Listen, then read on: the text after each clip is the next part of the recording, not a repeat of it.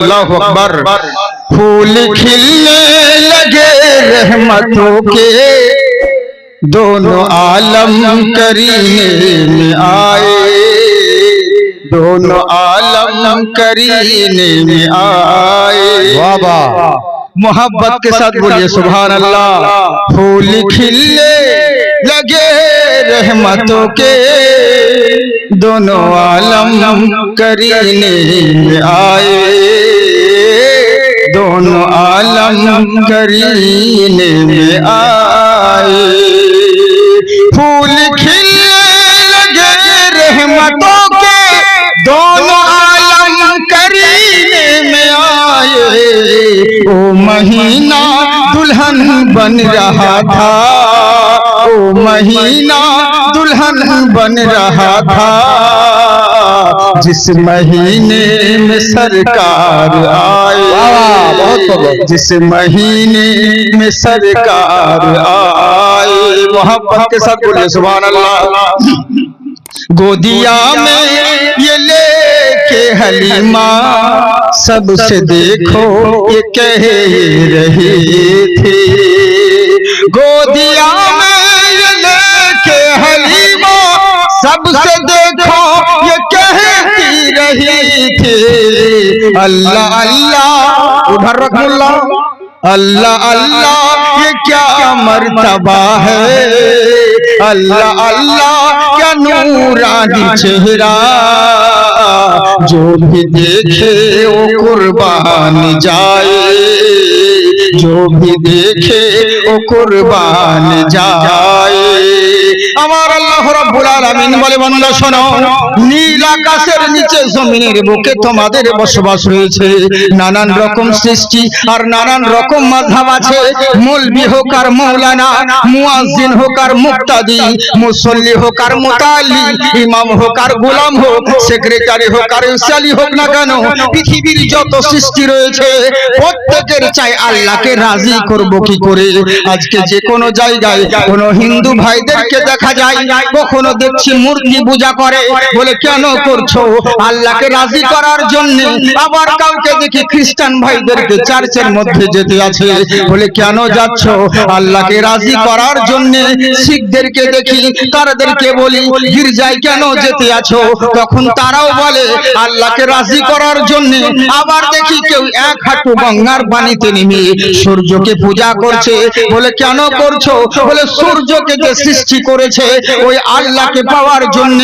মুসল্লি হোক আর মৌলবি হোক, মুয়াজ্জিন হোক আর মুতাল্লি হোক, নামাজি হোক আর বেনামাজি হোক, ওয়াহাবি হোক আর দেওবন্দি হোক, দেওবন্দি হোক আর ভূতবন্দি হোক, যত সৃষ্টি রয়েছে সকলেই চায় আল্লাহকে কি করে রাজি করব। 40 দিন চিল্লা করে বেড়াই। ওকে যদি জিজ্ঞাসা করি, আচ্ছা বলো তো ভাই, তোমার বাড়িতে ফ্যামিলি রয়েছে, নিজের ফ্যামিলিকে তাবলীগ করতে পারো না, আবার বাইরে বাইরে 40 দিন ধরে কেন ছুটে বেড়াও? বলে আল্লাহকে রাজি করার জন্য। একটি মাস রমজানের রোজা রাখো, 11 মাস পাত্তা পাওয়া যায় না, কি কারণে করো? আল্লাহকে রাজি করার জন্য। সারা রাত্রি বসে যাও শাসনো, কিসের জন্য বলো? আল্লাহকে রাজি করার জন্য। তামাম জাহানের সৃষ্টি সকলেই চায় আল্লাহকে কি করে রাজি করব, আল্লাহ কিসে রাজি হবে। কিন্তু আফসোস হলো একটা, কেউ একটিবার আল্লাহকে জিজ্ঞাসা করে না। রব্বুল আলামিন, ইয়া আকরামাল আকরামিন, মাবুদ তুমি বলো তোমাকে রাজি করতে কি করতে হবে? আল্লাহ তোমাকে রাজি করতে গেলে আমাদেরকে কি করতে হবে? আমার আল্লাহ পাক বলে, বান্দা শোনো, আজকে জেনে রাখো, তামাম জাহান যদি আল্লাহকে চাই, আল্লাহকে ভালোবাসতে চাই, এটা জরুরি নয়, বিনিময়ে আল্লাহকেও তো ভালোবাসতে হবে। একতরফা ভালোবাসা হয় না। তাহলে বলো তো দেখি, আল্লাহ তুমি বলো তোমার ভালোবাসা পাওয়ার জন্য আমাদেরকে কি করতে হবে? আমার আল্লাহ বলে, শোনো ওগো জগৎবাসী শোনো, তামাম সৃষ্টি জগৎ চাই আল্লাহকে রাজি করার জন্য। আর আমার আল্লাহ তাদের উপর রাজি রয়েছে যাদের উপর আমার নবী রাজি রয়েছে। বুঝলে, যাদের উপর আমার হাবিব রাজি রয়েছে, আমি আল্লাহ তাদের উপর রাজি রয়েছি।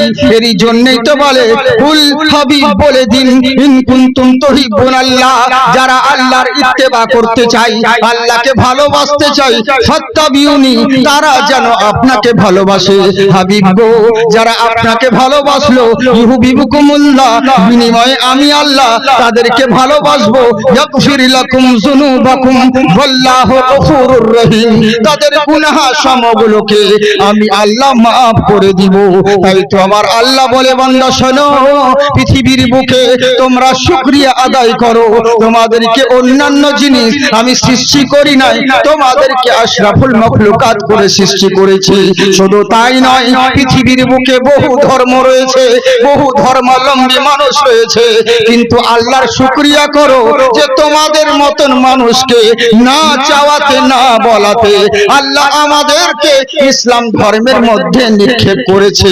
সুবহানাল্লাহ। অতএব আমরা সকলেই হচ্ছে মুসলমান, তাই তো বাবজি? যারা ইসলাম ধর্মকে মান্যকারী তারাই তো মুসলমান। আচ্ছা বলুন তো দেখি, মানে আপনাদের ব্যবস্থা আগে ঠিক করি, তারপরে তখন অবস্থা হবে। আরে বাবা, পয়সা ওদিকে দে, খালি বক্তাকে দিতে আসতে হবে, বুঝলেন তো? কথা হচ্ছে কি, অতএব আপনারা ধীর স্থির ভাবে বসে পড়ুন। আমার কথা বুঝতে পারছেন তো আপনারা? কথা তোতলা ভাব লাগছে নাকি? চিন্তা নেই, দাড়ি আছে, সব আছে, মানে অপারেশন বিশাল বড় অপারেশন, পুরো গলা কাটা রয়েছে, বুঝলেন তো? এই জন্যই একটু প্রবলেম হতে পারে। টাটকা তো বেশি দিন হয় নাই, 3 মাস হয়েছে। ডাক্তার টাইম দিয়েছে 3 বছর, আর আমি 3 মাস পরে জালসা করছি। এইটা কি হয়? এখন আল্লাহ বলাচ্ছে বলে বলছি, বুঝেছি? তবে চিন্তার কোনো কারণ নেই, 10 মিনিট বলে ছেড়ে দেবো নাকি? হ্যাঁ, মলবি মরুক তাও ভালো, কিন্তু আ ছাড়া যাবে না। এই তো হচ্ছে ভালোবাসা। হায় রে হায় রে হায় রে। তো যাজ্ঞে সোনামুখী, আমি আল্লাহর কোরআন থেকে তেলাওয়াত করেছি, বুঝলেন? খুব মূল্যবান কথা, মন দিয়ে শুনবেন। ইন্নাদ দীনা ইনদাল্লাহিল ইসলাম, পৃথিবীর বুকে যত ধর্ম রয়েছে, ধর্ম বলতে কেবল মাত্র একটাই, সেটা হলো ইসলাম।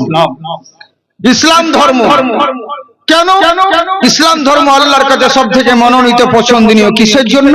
কারণ ইসলাম ধর্মের যিনি মেন কমান্ডার, তিনি হচ্ছেন আমার মুহাম্মদুর রাসূলুল্লাহ সাল্লাল্লাহু তাআলা আলাইহি ওয়াসাল্লাম। এরই জন্য আমার আল্লাহর কাছে ইসলাম ধর্ম হচ্ছে সবথেকে শ্রেষ্ঠ।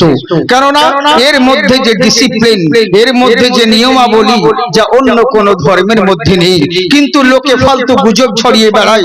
আজকে ইন্টারনেট বলুন, সোশ্যাল মিডিয়া বলুন, সব জায়গায় শুধু ইসলামেরই বদনাম করতে ব্যস্ত। কি ইসলাম ধর্ম শুধু শান্তির ধর্ম নয়, ইসলাম ধর্ম শুধু মারপিট শিখায়, ইসলাম ধর্ম উগ্রবাদী শিখায়, ইসলাম ধর্ম কট্টরবাদী শিখায়। কিন্তু আসলে এরা জানেই না। কেন? ইসলাম হচ্ছে, শুনুন, সালাম, সিলমুন থেকে এসেছে সালাম, সিলমুন থেকে হয়েছে ইসলাম। এর মানে হচ্ছে শান্তি। আমাদের যে ধর্ম তার নাম হলো শান্তি। শান্তির ধর্ম হচ্ছে ইসলাম। পৃথিবীর মুখে আমাদের কাছে সর্বপ্রথম যেটা মেন জিনিস, সব থেকে বড় দামি জিনিস কি বলেন তো? অনেকজন ভাববে হয়তো ধন দৌলত, কেউ ভাববে হয়তো বাড়ি গাড়ি, কেউ ভাববে হয়তো ছেলে মেয়ে, কেউ ভাবে হয়তো স্ত্রী, কিন্তু না, সব চাইতে মূল ধন, মূল দামি জিনিসের নাম হলো ঈমান। আর ঈমানটা কি? আমান। আমান, ঈমান মানে হচ্ছে শান্তি। আমানওয়ালা, শান্তিওয়ালা। আমাদের ধর্মের নামও হলো শান্তি। আমাদের যে ঈমান মূলধন, সেটাও হলো শান্তি। তারপরে আমাদের সজ্জে এই ধর্মের যিনি মেন কমান্ডার, তিনি হচ্ছেন নবী মুস্তাফা। উনাকে কি আল্লাহ পাক বলেন, ওয়ামা আরসালনাকা ইল্লা রাহমাতাল লিল আলামিন।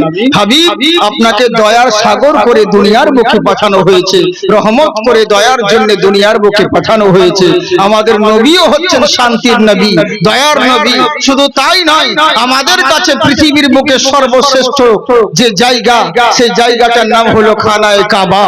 যার জন্য আমার আল্লাহ পাক বলেন, মান দাখালাহু কানা আমিনান। যারা কাবা ঘরের ভিতরে প্রবেশ করলো, জেনে রাখো তারা শান্তি প্রবেশ করলো, শান্তি প্রদান করলো। যারা কাবা ঘর হচ্ছে শান্তির জায়গা। আমাদের ধর্ম শান্তি, আমাদের ঈমান শান্তি, আমাদের নবী শান্তি, আমাদের কাবা ঘর যেটা সেটাও শান্তি, সবকিছুই আমাদের শান্তি। অথচ আমাদের ধর্মের ব্যাপারে লোকে গুজব ছড়িয়ে বেড়ায়। ইসলাম ধর্ম হচ্ছে অশান্তি ধর্ম, ইসলাম ধর্ম হচ্ছে উগ্রবাদী ধর্ম, নানান জনা নানান রকম কথা বলে। কিন্তু আমি বলি, শুনুন, আমরা কোন ধর্মাবলম্বী? নানান জন আছে চারহাট, ওদিকে যারা পয়সা দিবেন, যারা নাজরান মাদ্রাসার জন্য, ওদের বাই পাশে জায়গা রয়েছে, সেদিকে দিবেন, আমাকে ডিস্টার্ব করেন না। যখন চাইবো তখন দিবেন, বুঝলেন? কালেকশন বক্তা আমি নই, কিন্তু এখন মাদ্রাসার জন্য ইনশাআল্লাহ বলবো, যদি পারেন তো দিবেন। তবে আমি অত বিহায়া নই যে বারবার আপনাদেরকে চাইবো পয়সা দেন পয়সা দেন, হয়তো 10-12 বার বলবো, তার বেশি বলবো না। হ্যাঁ, তো এই হচ্ছে ব্যাপার। তো চিন্তার কোনো কারণ নেই, ইনশাআল্লাহ মাদ্রাসা আমাদেরকে লক্ষ্য রাখতে হবে, যেহেতু আপনাদের কালেকশনের উপরে নির্ভর। অতএব আমার বক্তব্য চলাকালীন আমাকে কেউ ডিস্টার্ব করেন না, ওই সাইডে দিন, বুঝলেন? আর করকিরা যদি নোট থাকে তাহলে দিয়ে, তার অসুবিধা নেই, বললি। হ্যাঁ, তো শুনুন মন দিয়ে, আমাদের ইসলাম ধর্মকে নানান ঝুনা নানান রকম ভাবে শুধু কি করে নিকৃষ্ট প্রমাণ করা যায়, যে যেমন ভাবে পাচ্ছে সে তেমন ভাবে লড়ালড়ি করছে। এবার এখানে প্রবলেম হলো কি জানেন তো, আমরা লোককে কি বলতে যাব? ঘরের ভিতরে তো ভূত ঢুকা আছে।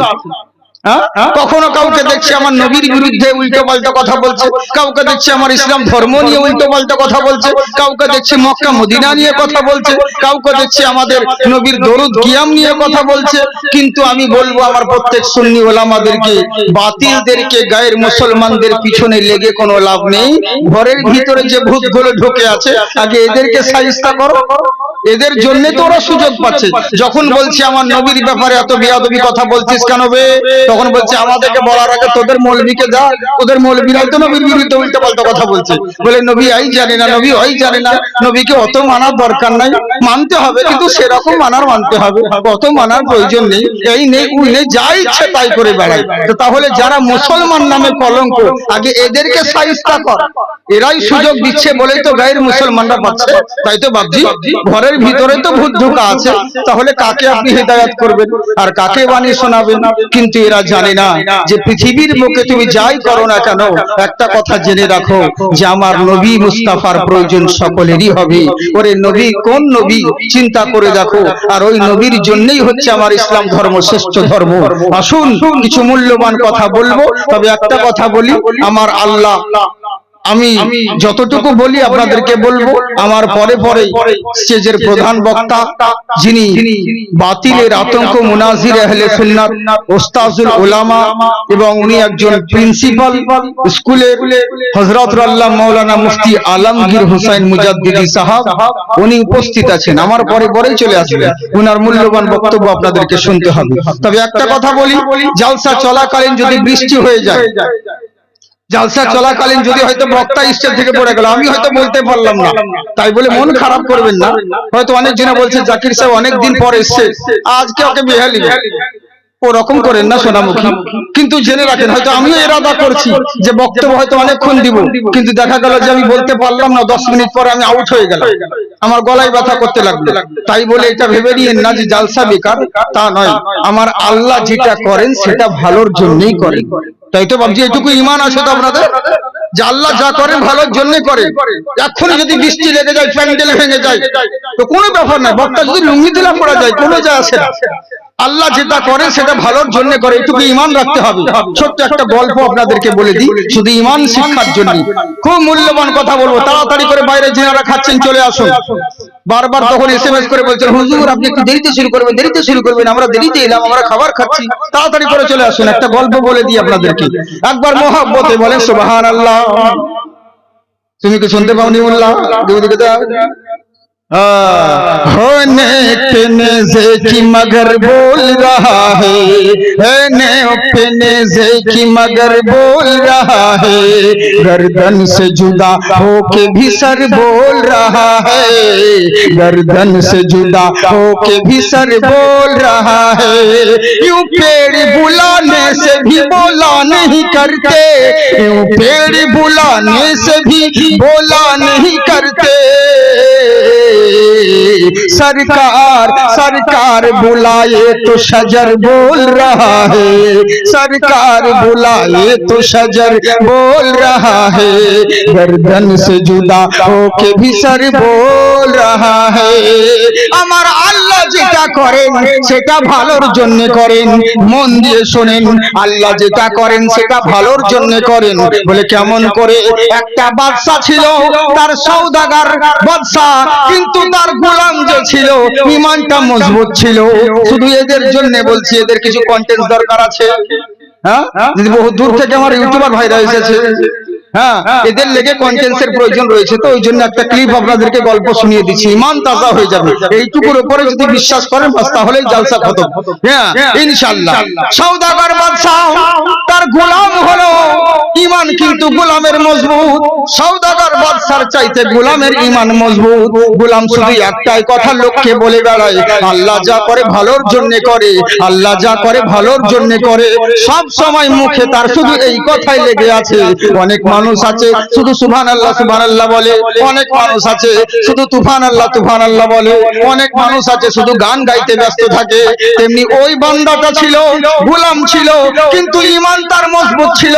সব সময় একটাই কথা বলতো, আমার আল্লাহ যা করে সেটা ভালোর জন্য করে। হঠাৎ করলো কি, একদিন সওদাগর বাদশার আঙুলে পোকা লেগে গিয়েছে, ফুলে গেছে। একদিন গোলামকে ডেকে বলে, গোলাম রে, বলে কি মালিক, আমার আঙুলটা দেখ কি হয়ে গেল। গোলাম বলছে, আল্লাহ যা করে ভালোর লেগে করে। রাগ হবে না? রাগ তো হচ্ছে, তুই আমার খাচ্ছি, আমার বলছি ভালো কথা। আসলে ঈমান কমজোরি হলে যা হয়, আমরা তো মুখে বলি আল্লাহ যা করে ভালোর জন্য করে, কিন্তু কাজে তো মানি না। বাদশা বলছে, হাকিম ডেকে নিয়ে আয়, কবিরাজ ডেকে নিয়ে আয়। কবিরাজ ডেকে নিয়ে আসা হলো। হাকিম কবিরাজ এসে বলছে, বাদশা মশাই, আপনি বিশাল বড় রোগ করে দিয়েছেন। বলে কি? আপনি তো দেরি করে ফেলেছেন, কিছুদিন আগে হলে পরে ভালো হয়ে যেত। এখন কিন্তু আপনার ওইটুকু কাটলে হবে না। যদি জীবাণু মুক্ত জীবন যাপন করতে চান, পুরো আঙুলটাই কেটে বাদ দিতে হবে, কারণ পুরো আঙুলে ইনফেকশন ছড়িয়ে গেছে। পাশে গোলাম ছিল, ও বলছে আল্লাহ যা করে ভালো লেগে করে। হাকিম কবিরাজ করলো কি, বাদশার আঙুলটা কেটে দিয়ে ওতে ওষুধ মলম ব্যান্ডেজ করে দিয়ে চলে গেল। এবার বাদশা গোলামকে বলছে, গোলাম রে, বলে কি, দেখ আমার 5টা আঙুল ছিল, এখন 4টে হয়ে গেল, একটা কেটে বাদ দিয়ে দিল। গোলাম বলছে আল্লাহ যা করে ভালো লেগে করে। বলবে দাঁড়া, আল্লাহ ভালো লেগে করে না খারাপ করে, খালি আমি সুস্থ হতে দিই, তারপর তোকে দেখছি মজা। কিছুদিন হয়ে গেল। এবার বাদশা গোলামকে বলছে, গোলাম রে, একত্রিত ভাবে এক জায়গায় বসে থেকে সময় কাটে না, চল একবার জঙ্গলের দিকে যাই। বলে কি করতে যাবেন? বলে শিকার করতে। বলে চলেন, আল্লাহ যা করে ভালোর জন্য করে। মানে সব সময় শুধু এই কথাটাই আছে, আল্লাহ যা করে ভালোর জন্য করে। একবার পান্ডুয়া গিয়েছি, মানে এই পান্ডুয়া নাই, বর্ধমান পান্ডুয়া, বর্ধমান ডিস্ট্রিক্ট, মেমারির কাছে। তো এই পান্ডুয়াতে আমি আছি, আমাদের ফাকিয়ে বাঙ্গাল মুফতি সাহেব আছেন। তো করলাম কি, ওই জায়গা তো জানাজা পড়াতে সবাই বললো, মুফতি সাহেব আপনি জানাজাটা পড়ান। তো পড়াতে যাবে, ওদিকে একটা খেপা চলে এসেছে। খেপা এসে বলছে, দাঁড়াও। বলে কি? বলে যে মারা গেছে তাকে আমি জিন্দা করে দেবো, জিন্দা করে দেবো। এবার মুফতি সাহেব দাঁড়িয়ে গেছে, চমকে গেছে। তখন গ্রামের লোকেরা বলছে, হুজুর বাদ দেন, ও পাগল মানুষ, ওর মুখে যা আসে তাই বলে, বাদ দেন, ছেড়ে দেন আপনি। হ্যাঁ, আর ওই বারবার বলতে আসছে, কেউ কারো নাই, কেউ কারো নাই। ও শুধু এই কথাই বলতো, কেউ কারো নাই, কেউ কারো নাই। নিয়ে বলছে, দাঁড়ান, যে মারা গেছে তাকে আমি জিন্দা করে দিব। বলে তাই নাকি? বললে হ্যাঁ। এবার ঠিক আছে। তো গ্রামের লোক বলছে, হুজুর আপনি দেরি করেন, এমনিতে অনেক দেরি হয়ে গেছে, আপনি জানাজা শুরু করুন, স্টার্ট করুন। তখন মুফতি সাহেব বলছে, কাজ করো। কি হলো রে ভাই? বেশ তো ভালোই চলছিল, সাউন্ড ডিস্টার্ব করছে, বেশ তো ঠিক ছিল। হ্যাঁ, এবার গোলাম বলছে এটা কি, যে ওই লোকটা বলছে যে মারা গেছে তাকে আমি জিন্দা করে দিব। তো মুফতি সাহেব বলছে ঠিক আছে করো। গ্রামের লোক বলছে না হুজুরের কথা বাদ দেন। বলে আরে বাদ দাও, ও তো খ্যাপা মানুষ, যখন একবার কি বলছে শুনি না, দেখি না। তো বলছে এই তুমি লাশকে জানাজাকে থামালা কেন? বলে যে মারা গেছে তাকে আমি জিন্দা করে দিব। যে বলে কই করো। বলে এক্ষুনি করে দিব, কিন্তু এর আত্মীয় স্বজন কে আছে বলেন, এর মধ্যে কাউকে বলেন একজনকে শুতে, কাউকে একবার শুয়ে যেতে বলেন। হ্যাঁ, আমি একে জিন্দা করে দেবো, ও শুয়ে যাক, আমি অন্য জনকে জিন্দা করে দেবো। এই খাতে অন্য জনকে শুতে বলেন, যেমনই বলা। তখন মুফতি সাহেব বলছে, কে আছো তোমরা, এসো না। না হুজুর বাদ দেন, ও পাগলের কথা বাদ দেন। বলে আরে কি হবে, পাগল তো, কিছু তো হবে না, একবার এসো না, বলছে তো কি আছে। বলে না হুজুর, কি পাগলের দোয়া বা কবুল হয়ে যেতে পারে, কি করতে কি হয়ে যাবে, তার বাদ দেন। যে গিয়েছে আল্লাহর মাল আল্লাহ নিয়েছে, এই হচ্ছে ব্যাপার। তখন ফকিরটা বলতে বলতে চলে গেল, পাগলটা, কেউ কারো নয়, কেউ কারো নয়। আসলে কথাটা ঠিকই বলেছিল, কেউ কারো নয়। তো তেমনি এই গোলামটা শুধু একটাই কথা বলতো, আল্লাহ যা করে ভালোর লেগে করে, আল্লাহ যা করে ভালোর জন্য করে, এই কথাই বলতো। গোলামকে বললে চল শিকার করতে যাব। গোলাম বলছে ঠিক আছে চলুন, আল্লাহ যা করে ভালোর জন্য করে। এবার জঙ্গলে শিকার করতে করতে যেমন জঙ্গলের মধ্যে একটা কুয়া দেখতে পেল।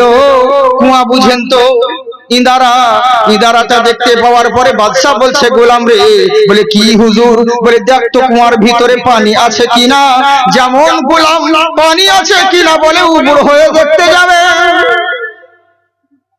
হ্যাঁ যেমন পানি আছে কিনা বলে গোলাম যেমন উমর হয়ে দেখতে যাবে, বাদশা সঙ্গে সঙ্গে তার পা দুটোকে ধরে কুয়ায় ফেলে দিয়েছে। ও কুয়াতে পড়ছে, তাও বলছে আল্লাহ যা করে ভালোর জন্য করে, এই কথাটা বলছে। তো বাদশা বলছে ভালো করে না খারাপ করে, এবার বুঝবি ঠালা, কুয়াতে বললি এবার বুঝ জ্বালা কত। এবার করলো কি, বাদশা শিকার করতে গেছে, শিকার করতে করতে সন্ধে হয়ে গেল। সন্ধে হয়ে যাওয়ার পরে রাত যখন সন্ধে হয়ে গেছে, এবার বাদশা চিন্তা করলো কি করব রে, জঙ্গলের রাস্তা আঁকা বাঁকা রাস্তা, সোজা পথ হয় না। আপনারা জানেন জঙ্গলের পথ কোনোদিন সোজা হয় না, আঁকা বাঁকা পথ হয়ে যায়। বাদশা চিন্তা করলো এই রাত্রে বেলায় যদি বেরিয়ে পড়ি, কোন জায়গা থেকে কোন দেশে চলে যাব। তার মানে একটা কাজ করা যাক, কোন রকম রাতটা জঙ্গলের মধ্যে কাটাই, সকাল হলে পরে বেরিয়ে পড়বো। এই বলে বাদশার ঘোড়াটাকে একটা গাছের গোড়ায় বেঁধে দিলেন। বেঁধে দেওয়ার পরে বাদশা গাছের উপরে উঠে গেছে। এখনো সময় রাত্রে বেলায় কিছু ডাকাতের দল জঙ্গল দিয়ে হেঁটে আসতেছিল। ওদের সামনে লাইটের ছটায় ঘোড়া দেখতে পেল। কেউ বলছে কার ঘোড়া রে, ছুটে পালিয়ে এসেছে। কেউ বলছে হারিয়ে গেছে, কেউ বলছে না কাউরি বাড়ি থেকে হয়তো ঘোড়া রাস্তা ভুল করে জঙ্গলে চলে এসেছে। এক একজনা এক এক রকম কথা বলে, কিন্তু ডাকাতের যে সর্দার সে বলছে না না না, এই ঘোড়া পালিয়েও আসেনি, এই ঘোড়া হারিয়েও যায়নি। যদি হারিয়ে যেত আর পালিয়ে যেত, একে গাছের গোড়ায় বাঁধা কেন, বাঁধলো কেন? তার মানে নিশ্চয় কেউ আছে। দেখ চারিদিকে লাইট মেরে দেখছে, এদিক ওদিকে দেখছে কেউ কোথাও নেই। অবশেষে যেমন উপরের দিকে লাইট বাড়ছে, দেখছে সাদা ধবধবে মানুষ বসে আছে। আর বাদশা মানুষ তো দেখতে ভালো, সাদা ধবধবে মানুষ বসে আছে। একে দেখা মাত্র বলে যাই নাম গাছ থেকে, নাম যেমনই গাছ থেকে এই মাইকটা চুরি করো। খুবই বাজছে না আওয়াজটা, কেমন হয়ে গেল? হ্যাঁ ওইটা কারে লাগছে? হ্যালো হ্যালো হ্যালো, জি জি, যেন মানুষ বুঝতে পারে সেরকম ভাবে করে, তাহলে হবে। এবার করলো কি, বলছে গাছ থেকে নাম। গাছ থেকে নামানো হলো। খেলায় না পড়লে বিড়াল গাছে উঠে না, থরথর করে কাঁপছে। বলে কি বাবু মশাই, কে তোমরা বাবা? বলে যে হবে হোক, তুই জঙ্গলে কি করছিস রাত্রে বেলায়? বলে আর বলিও না ভাই, জঙ্গলে এসেছিলাম শিকার করতে, সঙ্গী হারিয়ে দিয়েছি। সন্ধে হয়ে গেছিল, চিন্তা করলাম রাস্তা তো হারিয়ে ফেলেছি, কোন রাস্তা দিয়ে কোথায় চলে যাব। তার মানে কোন রকম রাতটা জঙ্গলে কাটাই, সকাল হলে পরে বেরিয়ে পড়বো, এই নিয়ত করে রাতটা জঙ্গলে কাটাচ্ছি। ডাকাতের দল বলছে চল আমাদের সঙ্গে। বলে কোথায়? বলে চল তোকে জবাই করব। বলে কেন? বলে আমাদের রাজার দরবারে নিয়ে যাব। হ্যাঁ, আমাদের যেমন কুরবানি দেয় হিন্দু ভাইদের, সনাতন ভাইদের যেমন পাঁঠা বলি দেয়, তেমনি ওই রাজার আমলে ওদেরকে মানুষ বলি দিত। বলে চল, ধাক্কা মারতে মারতে নিয়ে যেতে আছে। মনে আনন্দ করছে, আজকে আমাদের রাজা খুশি হবে, এত সুন্দর জবাই করার জিনিস নিয়ে যাচ্ছি, আমাদের রাজা খুশি হবে রে। এই বলে আনন্দ করতে করতে নিয়ে যেতে আছে।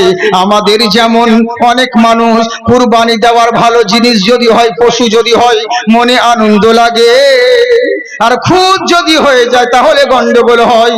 কিন্তু অনেক মানুষ আছে ভাই, কুরবানির দিন পাবলিক যেমন হয়েছে, মৌলবীও সেরকম হয়েছে, যেমন শ্রোতা তেমনি বক্তা হতে বাধ্য হয়েছে।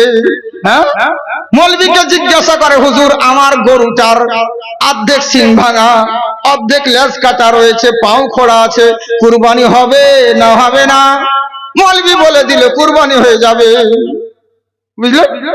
এবার অন্য জায়গায় বলবি যখন শুনতে পাই, কি বলছে এত বড় ভুল ফতোয়া কেন, এত বড় জানা সত্ত্বেও কেন ভুল ফতোয়া দিলেন হুজুর? বলে কেন?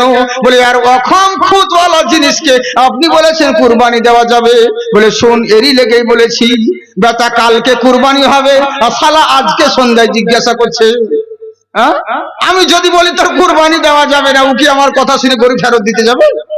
এক সপ্তাহ আগে কিনে এনেছে, তখন আর হুঁশ হয়নি, ও জানে না যে এটা খোঁতওয়ালা জিনিস কুরবানি হবে না।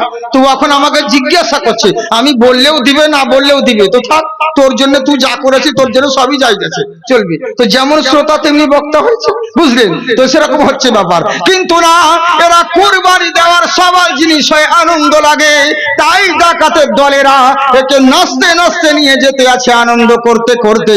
আমাদের রাজা দেখলে আজকে খুশি হবে, এত সুন্দর কুরবানি দেওয়ার জিনিস নিয়ে যাচ্ছি। এই বলে এরা যখন রাজার দরবারে হাজির করলো, রাজা দেখে খুশি হলো, বলে দারুণ জিনিস এনেছিস রে, এখন তো রাত্রি হয়ে গেছে, এখন তো বলি দেওয়া যাবে না, সকাল হওয়ার পরে বলি দেব, এখন একে কয়েদখানায় ভর্তি কর। জেলখানায় ভরে দিল। এবার কোন রকম রাতটা কাটলো। সকাল হওয়ার পরে রাজা বলল, ওরে শোন, যাকে বলি দেওয়ার জন্য নিয়ে এসেছি, একে ভালো করে তেল গোসল করে দে। একে তেল মাখিয়ে দিল, ভালো করে গোসল করিয়ে দিল। গোসল করিয়ে দেওয়ার পরে রাজা বলছে, দেখতে তো ভালোই আছে, কোন রকম প্রবলেম নাই, কিন্তু মনের ভিতরে সন্দেহ রেখে লাভ নেই, একবার ভালো করে চেক কর এর মধ্যে কোন জায়গায় খুঁত আছে কিনা। আমাদের যেমন খুঁত থাকলে কুরবানি হয় না, ওই রাজার আমলে ওরা কিন্তু খুঁত থাকলে এরা বলি দেবে না। তাই এবার বলছে চেক কর, মাথা থেকে পা অবধি চেক করতে লাগলো। চেক করতে করতে দেখছে হাতের একটা আঙুল কাটা রয়েছে। রাজার কানে খবর চলে গেল, রাজা মশাই, আমরা যাকে এনেছি তার তো হাতের আঙ্গুল কাটা।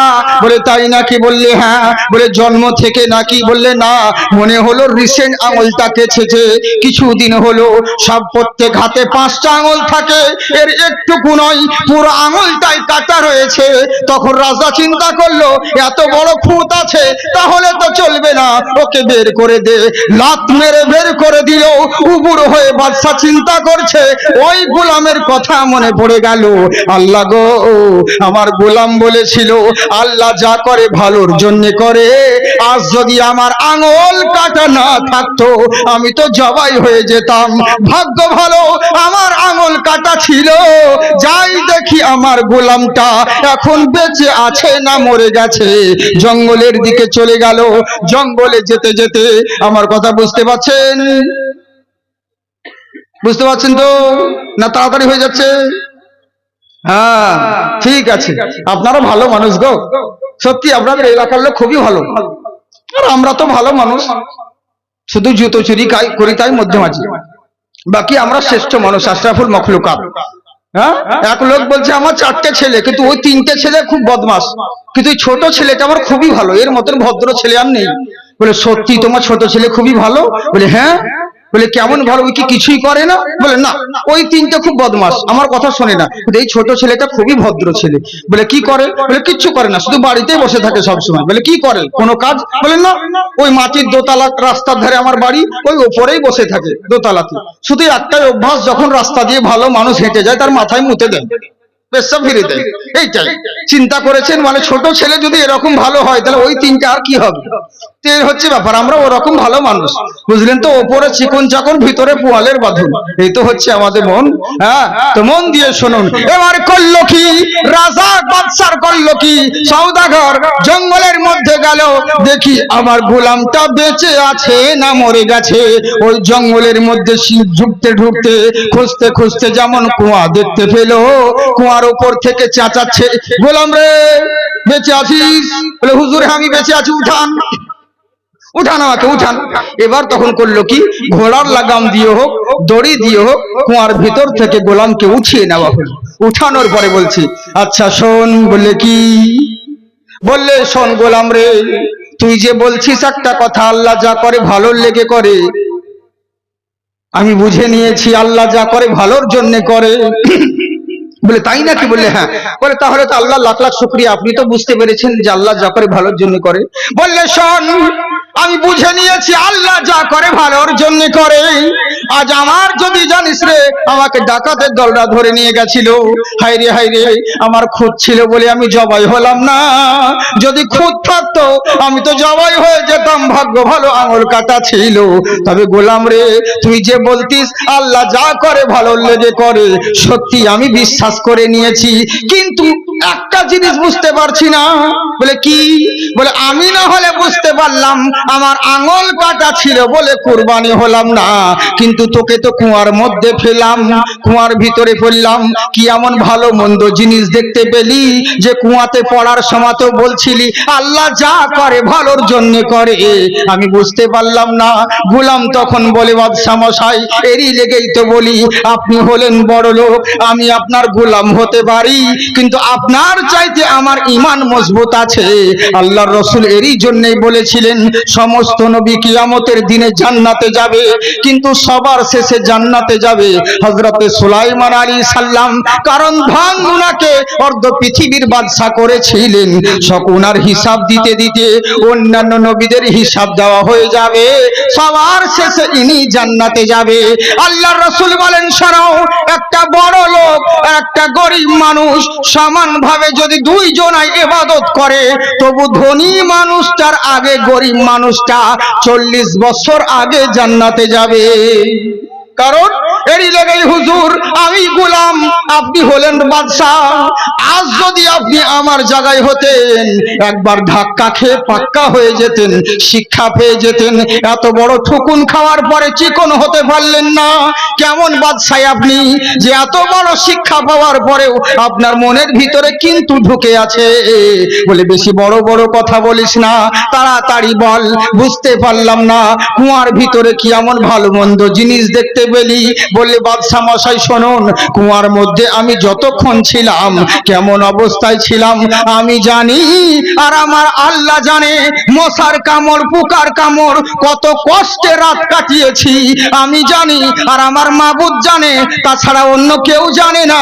বলে তাহলে এত কষ্টে যখন ছিলি তাহলে কেন বলছিলি আল্লাহ যা করে ভালোর জন্য করে?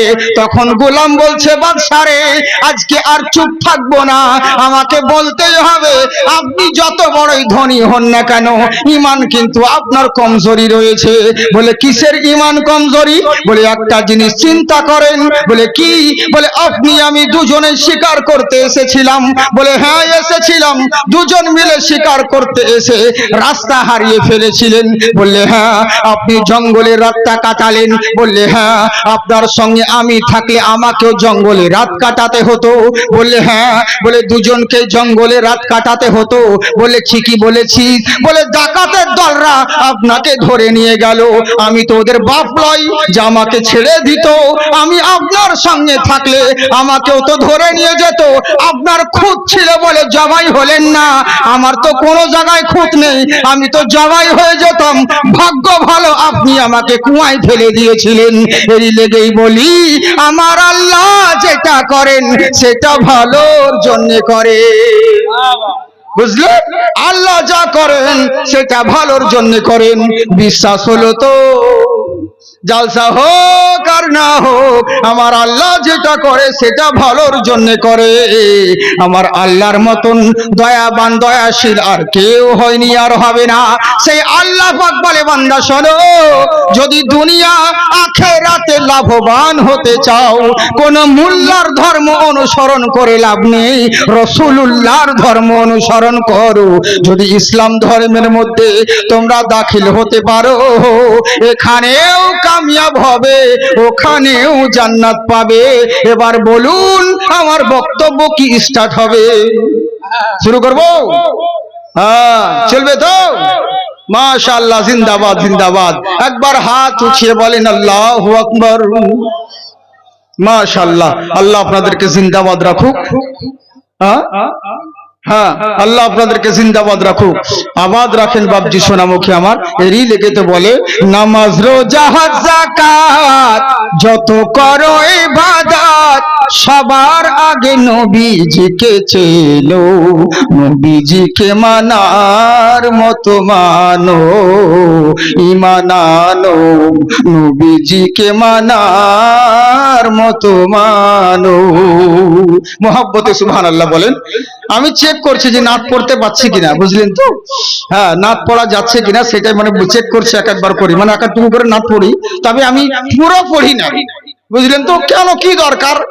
বেশিরভাগ আজকাল দেখি জীবনীতে হোক আর এতে হোক রাতে হোক, কারণ 2 ঘন্টা ওয়াজের মধ্যে যদি 40টা বড় বড় নাত পড়ি, ওখানে তো আমার 1.5 ঘন্টা লেগে গেল, তা আমি ওয়াজ কি করব?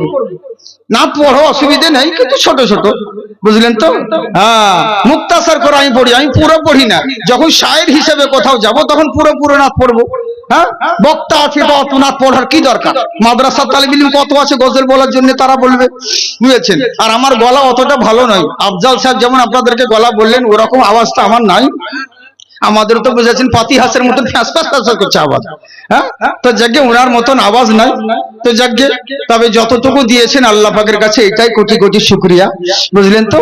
হ্যাঁ, যাকে এরই লেগে বলি, মা ফাতিমা তোমায় জানাই হাজারো সালাম, তোমার পিতা দান করেছেন খোদার ওই কালাম। সুবহানাল্লাহ বলেন।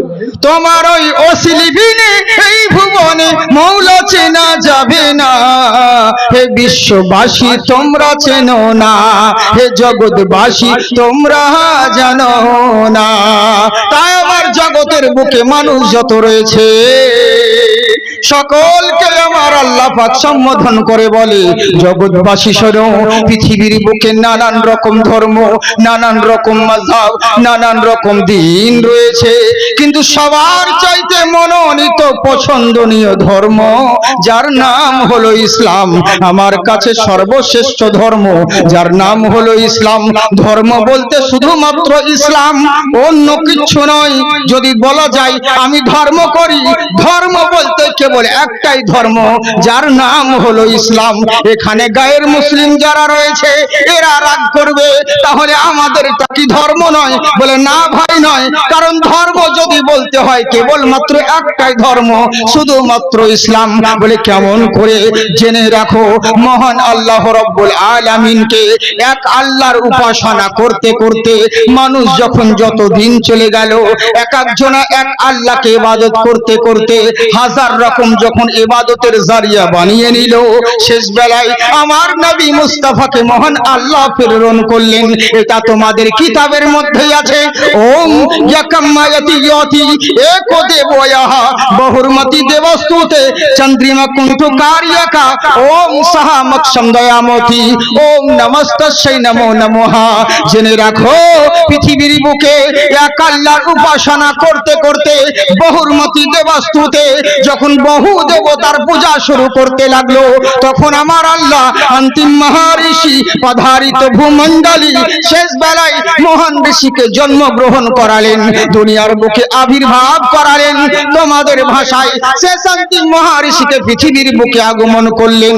উনি এসে জগৎকে শিক্ষা দিলেন, জগৎবাসী তোমরা শোনো, একোয়াম্মা বিরহম্মা দ্বিতীয় নাস্তি, একটাই ব্রহ্মা, ভূমণ্ডলের মালিক কেবলমাত্র এক আল্লাহ, যার দ্বিতীয় কোনো কেউ নেই। তবে জেনে রাখো, ওই আল্লাহর উপাসনা করতে গেলে ডাইরেক্ট কোনোদিন আল্লাহকে পাবে না। বলে কেমন করলে পাবে? তোমরা কি ভেবে নিয়েছো এক হাঁটু গঙ্গার পানিতে নেমে সূর্যের দিকে পূজা করে বলো ওম গঙ্গেশ্বরী জলেশ্বরী মহাপূর্মিদায়হা, গঙ্গার মাঝিতে নেমে ভাবছো তুমি হয়তো পূজা করলে আল্লাহর সঙ্গিষ্ঠ লাভ করতে পারবো?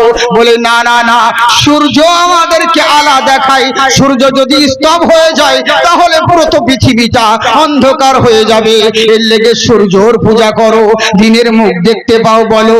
কিন্তু জেনে রাখো, ওই সূর্যকে যে সৃষ্টি করেছেন তিনি হলেন ইয়াকাম্মা বিরহাম্মা, উনি হচ্ছেন ভূমণ্ডলের মালিক। ওই আল্লাহকে পেতে হবে, আর আল্লাহকে পাওয়ার জন্য চার্চে গির্জায় কোনো জায়গায় গেলে তোমরা আল্লাহর সন্ধান পাবে না।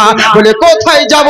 ভক্তেশ্বরী গুরু মূর্তি মহানাভম, পৃথিবীর বুকে ভক্তি সহকারে ওই যে মহান নবী আসবে, মহামানব আবির্ভাব হবে, ওই মহান নবীর যদি অনুসরণ করতে পারো মহান আল্লাহর সন্ধান পেয়ে যাবে।